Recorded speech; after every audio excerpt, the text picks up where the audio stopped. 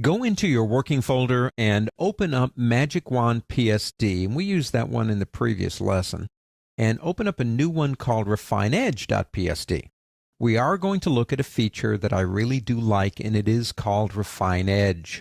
Refine Edge helps refine the edge of whatever you're trying to do or select. In this case, hair can be a very hairy thing to select. I want to get her out of that background, and I want to put her up against the American flag. Now, it could be a brick wall, it could be anything you want. So what do I do to get that done? Well, I have to start and make a rough selection so Refine Edge has something to work with.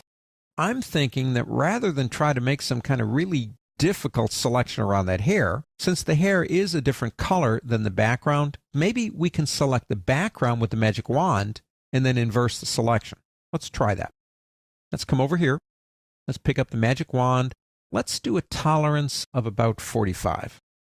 Sample size 3 by 3. Contiguous and anti-aliasing on. I'm going to come over here and click. And I'm going to do some shift clicking. Just like that. Till I get what I think I want. Let's do the same thing over here. I'm still holding the shift key down.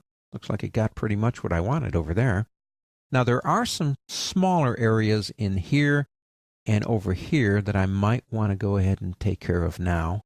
And so let's go ahead and get in those. Nope, too much. I'm going to press undo.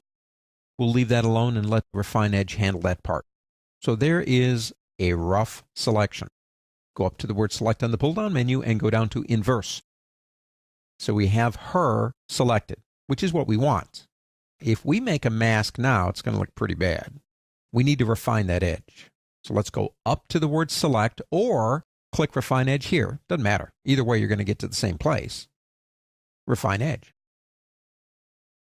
Now, what I love about this feature, it's showing it to me against the image if that's what I want. If I click here, I have choices of, well, whatever. Anything I want to look at. I'm going to leave it on white for now. Now, over here, you have a paintbrush tool, and you have something called Smart Radius. Now, watch what happens when I turn this on, and I start moving the radius. Watch the image.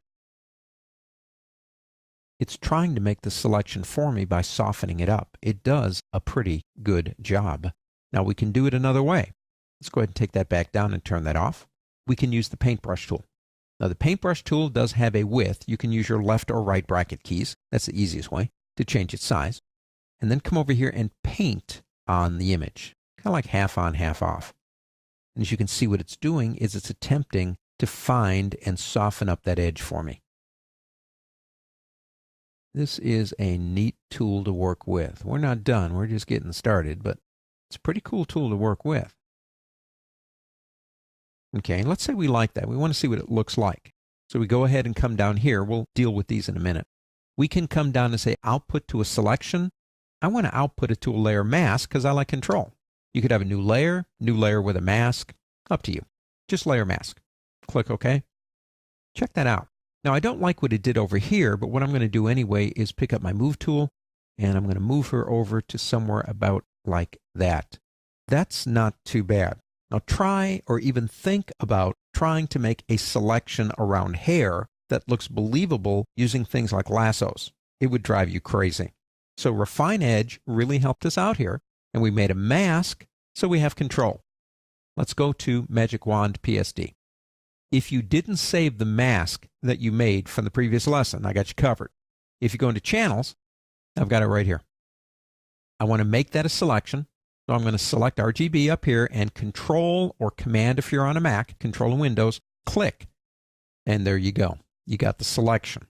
Now what I want to do next is inverse the selection because I want the pyramid. So we'll go to Select, Inverse. Now make your mask. Let's go back to Layers. Go into Great Pyramid and make the mask. Not too bad. It looks okay, but it's maybe not exactly what I want. So here's the trick. Double-click on the mask, and it opens up the mask properties. Now you have a density setting. That's the density of the mask. If I move it this way, it reduces the density of the mask until I go all the way, and, well, I got my sky back again. I don't want the clouds that intense, so I think I will lower the density just a little bit, maybe something like that. Now, I don't want a feather, Feather softens the mask. We don't want to do that.